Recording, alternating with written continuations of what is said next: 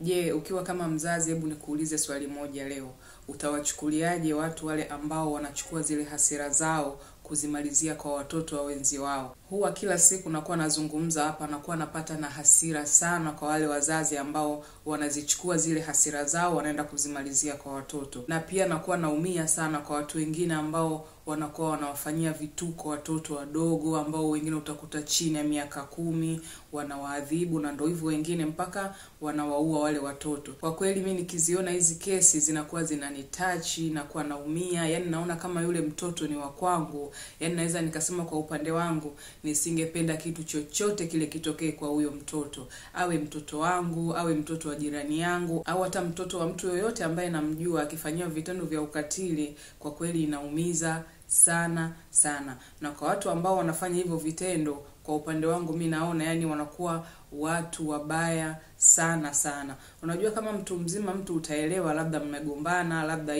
hivi, lakini kwa mtoto mdogo tena chini ya miaka 10, yani kwa kweli hawa watu wanastahili adhabu kali sana sana. Kesi yetu ya leo inamhusu binti ambaye alikuwa na miaka 6, alikuwa anaitwa Bella. Bella alizaliwa na baba yake na mama yake, pia alikuwa na dada yake ambaye alikuwa anamfuatia. Lakini kwa bahati mbaya hawakudumu kwenye ndoa wazazi wao, kwa hiyo wakaachana. Kwa hiyo Bella alivyoachana wazazi wake hawakuwa wanakaa mbali sana. Zilikuwa kama nyumba mbili, yani kutoka kwa mama yake mpaka kwa baba yake.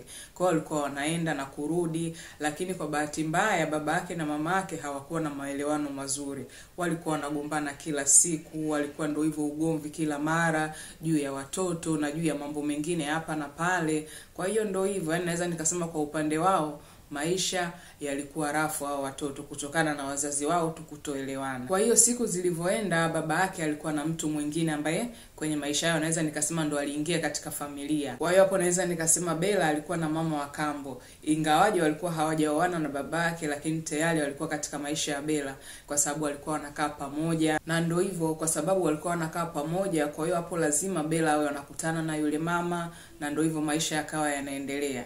Kwa hiyo siku zilizozidi kuendelea, Bella ndio hivyo alikuwa anakaa kwa mama yake, mara anatoka kule wanakuja huku, yani walikuwa wanapokezana wazazi wao juu ya kulea watoto. Kwa hiyo rumors zilizokuwa zinaendelea katika huo mtaa kwamba mama yake Bella na yule ambaye mama yao mpya kina Bella walikuwa hawapatani hata kidogo, walikuwa wanagombana kila siku. Na ikafika kipindi kwamba kwa sababu wote walikuwa hawakai mbali sana, basi polisi walikuwa wameitwa zaidi ya mara 3 katika huo mtaa kutokana tu na ugomvi ule ambao walikuwa nao kila siku. Na kwa upande mwingine yule mama yake Bella alikuwa anahisi yule mama wa kambo hafanyi kazi mzuri juu ya watoto. Unajua tena mtu ukiwa kama mzazi alafu mwanamke mwingine anakulelea watoto wako, unahisi tu kuna vitu vya hapa na pale haviko sawa. Ila kwa upande mwingine watu wengine walikuwa wanasema kwamba ni kweli kulikuwa kuna baadhi ya vitu havikuwa sawa. Lakini ndo kama tunavyojua kwamba wanawake siku zote tunakuwa na wasiwasi, na uhalisia watu tunajua kwamba mama wa kambo hawezi akawa ile 100% kwamba anaweza akakulelea mtoto wako,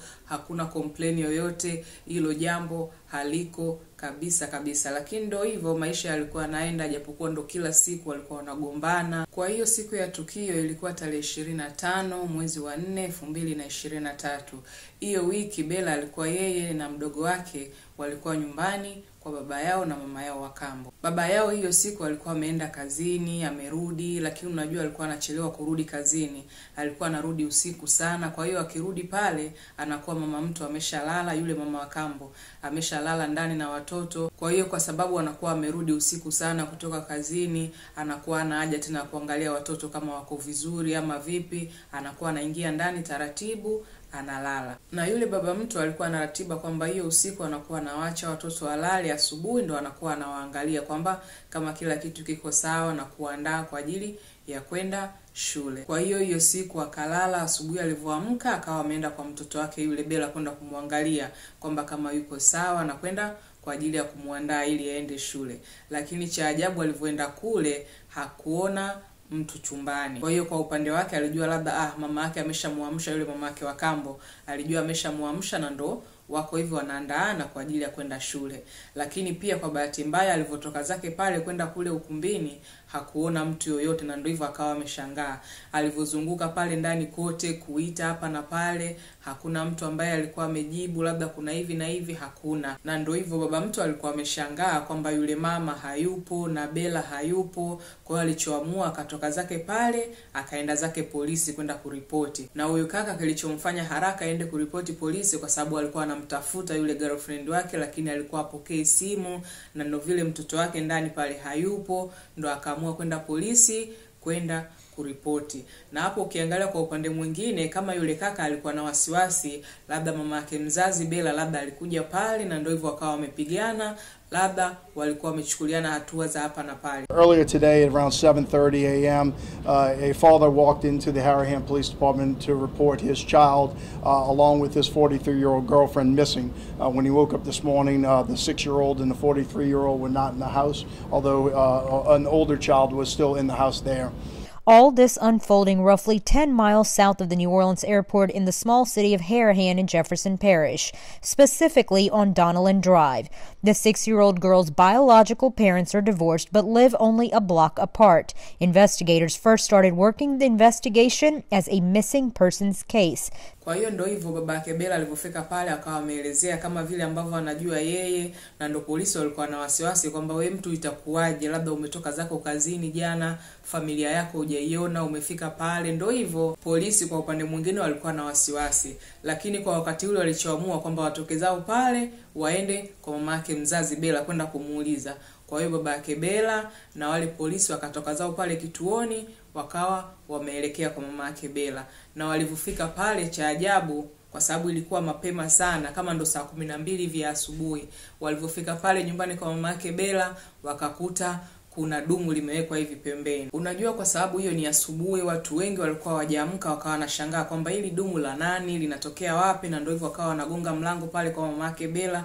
Polisi wengine wakawa wameenda kulichungulia lile dumu, lakini cha ajabu walichokikuta ndani ya lile dumu, polisi pale wakawa wameshangaa, wengine wakawa wameogopa, wengine ndio hivyo walikuwa wanaangalia hapa na pale. Kwa hiyo ndio hivyo wakagonga mlango, wakamgongea mama yake Bella, na ndio hivyo polisi walikuwa wameshangaa zaidi kwa sababu mama yake Bella alikuwa amelala. Na ndio hivyo walivogundua pale kwamba kuna hiki kimetokea, kwa haraka wakamprotect mama yake Bella ili asione tu lile dumu kuna nini ndani. Kwa hiyo ndio hivyo wakawa wamefanya uchunguzi pale, lakini kwa bahati nzuri katika ile nyumba pale ya mama yake Bella kulikuwa kuna kamera iko direct pale, maeneo yote ya pale ilikuwa inaonekana. Kwa hiyo polisi walivyoiomba ile kamera kwa watu pale wa karibu na pale nyumbani kwa mama yake Bella, walichokuja kukiona mpaka wengine walikuwa wamejisikia vibaya kwa kweli. Kwa kweli ni tukio la kinyama sana sana. Officials in the New Orleans suburb of Harahan, Louisiana, call the incident a, quote, big shock to a small community. Wednesday morning, 6-year-old Bella Fontenelle's father reported his daughter missing. Hours later, the kindergartner's body was discovered in a bucket on her mother's front lawn. When they opened up that bucket, they found the 6-year-old deceased inside that bucket. Turned into a homicide investigation. Obviously, at that point, homicide detectives from Jefferson Parish Sheriff's Office were called out to the scene. Investigators say the woman responsible for Fontenelle's death is her father's girlfriend, 43-year-old Hannah Landon, who also goes by the names Boonok Lim and Boonok Landon. Ring security video shows what appears to be the girlfriend transporting the 10-gallon bucket in a wagon. We were able to find numerous video from different households in the neighboring area which showed her pulling a wagon down late last night with the bucket inside the back of that wagon. Landon allegedly pulled the wagon down the street with no attempt to hide the dead child, even as a vehicle drives past her.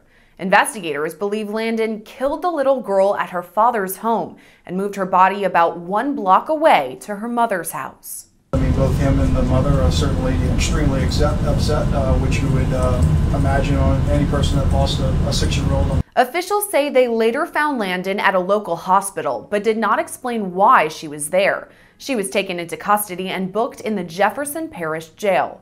So far, investigators have not revealed a motive in this case, but believe that Fontenelle's biological parents were not involved in her death. We ended up doing extensive interviews with both the mother and the father. The biological mother and the father, we do not believe that they are involved in any foul play involved with the death of Miss Bella Fontenelle, who is the 6-year-old that is deceased. Landon is now charged with first-degree murder and obstruction of justice. Right now, she's being held without bond. Kwa huyu mama alichokifanya ndo hivyo, alikuwa amemuua Bella, akamtia mule kwenye dumu na kumpelekea mama yake mzazi Bella. Yaani hapo kwa nia yake mwenyewe, labda akiamka asubuhi yule mama amkute mwanawe yuko mule ndani. Yaani huyu mama jinsi gani alivyokuwa katili. Kuna makosa ambayo mnafanyiana wenyewe wakubwa wenyewe kwa wenyewe, lakini hayahusiani kabisa kwa watoto, especially mtoto mdogo. Ndo kwanza alikuwa na miaka 6, alikuwa amemkosea nini? Lakini kwa sababu tu alikuwa na visasi na yule mama yake na yule boyfriend wake, walikuwa wanaona kama mambo hayaendi sawa kwa sababu ya Bella au ya mama yake Bella, ndio hivyo kisasi chote akawa amekilipiza kwa yule mtoto. Kwa kweli ni jambo ambalo linasikitisha sana sana. Na ndio hivyo watu wengi walikuwa wamejiuliza kwamba mtoto mdogo amemkosea nini? Kwa nini wasimalizane wenyewe kwa wenyewe? Kama mnabifu wenyewe mpigane mpaka mtoane meno, lakini watoto wadogo hayawahusu kabisa kabisa. Yani kwa kweli ni unyama ambao mtu unaweza ukasema hauelezeki kabisa, ni zaidi ya ushetani. Ila polisi mara ya kwanza walikuwa na wasiwasi na baba yake Bella, lakini ndio hivyo walipofika pale, walivyoiona hiyo video, ikabidi kwa haraka waende kule nyumbani ambako anakaa baba yake Bella na alikolala Bella kule kwenda kufanya uchunguzi. Lakini ndio hivyo mwisho wa siku wakawa wamemkamata yule mamake wa kambo Bella. As we were doing our best in order to locate her around 2 o'clock this afternoon, we were notified that she was possibly at one of our local hospitals. We were able to locate her at one of the local hospitals. She is now in JPSO custody, where she'll hopefully later be booked with at least 1 count of first-degree murder and obstruction of justice. Harahan's police chief was out of town but caught the first flight home to help investigate the gruesome case. Lakini sasa cha ajabu ndo kama nilivyokuambia awali kwamba yule Ana alivyofanya lile tukio na akampeleka yule mtoto pale, akatoka zake pale mwenyewe akajipeleka polisi, na alivyoenda kule polisi akawa amezungumza vitu vingi ambavyo vingine hata havi make sense. Unajua tena mtu akishafanya tukio ndo akili inakuwa inamjia. Kwa hiyo alikuwa ameongea mambo mengi pale. Alivyoongea pale yale mambo mengi ndo polisi wakamtoa pale wakampeleka sehemu husika. Na alichodai kwa wakati huo mwenyewe kwamba akili yake haiko sawa, kuna hiki na hiki ambacho kinaendelea. Kwa hiyo polisi walikuwa wamehisi kwamba anahitaji msaada wa kisaikolojia, lakini hawakujua kwamba huyu mama ameshafanya tukio hili. Ndo baada ya tukio alikuwa ameenda pale kituoni. Kwa hiyo ndo walivyokuwa wanamsaka, ndo polisi walikuwa wamesema kwamba hapa kuna mtu alikuja na ndo akasema hivi na hivi, wakaonyesha ile karatasi ambayo walikuwa wameandika, ndo akaenda kumkamata kule. Lakini mwisho wa siku walivyompima wakamuona yuko sawa, hana tatizo lolote lile. Kwa hiyo ilikuwa kama mwenyewe ndo hivyo tena. Unajua mtu ukishafanya tukio kuna ile wasiwasi fulani ambao unakuwa unapata. Kwa hiyo ndo hivyo, kwa haraka polisi wakaenda kumkamata yule mama na akafikishwa kituoni kwa ajili ya mahojiano zaidi. A sickening crime. 6-year-old Bella Fontanelle killed and stuffed in a 10-gallon chlorine bucket. This is a senseless type incident that happened. Our attention was drawn very quickly to the missing girlfriend, who is now missing in action, right? We could not necessarily find her. Jefferson Parish Sheriff Joe Lopinto says the father's girlfriend, Hannah Landon, also known as Bunak Lim and Bunak Landon, was found at a local hospital and placed into JPSO custody Wednesday afternoon. She'll be booked with first-degree murder and obstruction of justice. Lopinto wouldn't speculate on her mental state because investigators still had yet to interview her. Ila kwa kweli kutokana na hili tukio kulikuwa kuna maswali mengi sana sana. Unajua kama ugomvi mama yake Bella na huyo mama yake wa kambo Bella haukuwa kiivo sana. Kuna vitu yani wengi walikuwa hawapati majibu. Labda ndo hivyo, wengine walikuwa nahisi chuki tu, lakini chuki gani mtu mpaka ikufikie hatua kwamba ufanye tukio kama hilo? Kwa kweli kulikuwa kuna vitu vingi watu walikuwa wanajiuliza, lakini ndo mwisho wa siku yule mama alikuwa hata kuongea mwenye haongei, na ndo hivyo watu wengi walikuwa wamesikitika kutokana na hili tatizo. Jamani wa baba wa kambo, mama wa kambo, hebu acheni ukatili. Kama unaona mtu labda huyo mtu ambaye uko naye labda kuna vitu vya hapa na pale vinaendelea na huyo ambaye alikuwa mtu wake, basi jitahidi kuepuka na matukio, ili mwisho wa siku hizo hasira au labda chuki za hapa na pale zisikufanye wewe ambaye uko kwenye ule wakati ukafanya matukio ambayo baadaye ukaja ukajutia. Kwa hiyo ndo hivyo wapendwa, hapo ndo mwisho wa video yangu ya leo. Natumai utakuwa umejifunza sana sana. Ningependa tu kuwasihi kwamba uhalifu haufai. Pia kama kuna kesi unaijua imetokea sehemu yoyote ile, na kuomba niandikie comment hapo chini ili niweze kuiangalia hiyo kesi, na mwisho wa siku ili niweze kuja kuwaletea hapa habari iliyokamilika. Pia usikose kulike video zangu, share video zangu, na pia kama bado hujasubscribe na kuomba subscribe hapo chini ili uweze kuwa nami kila ambapo napoposti video zangu zijazo. Okay wapendwa, asanteni sana na kwaherini, tutaonana tena kwenye video yangu ijayo. Bye.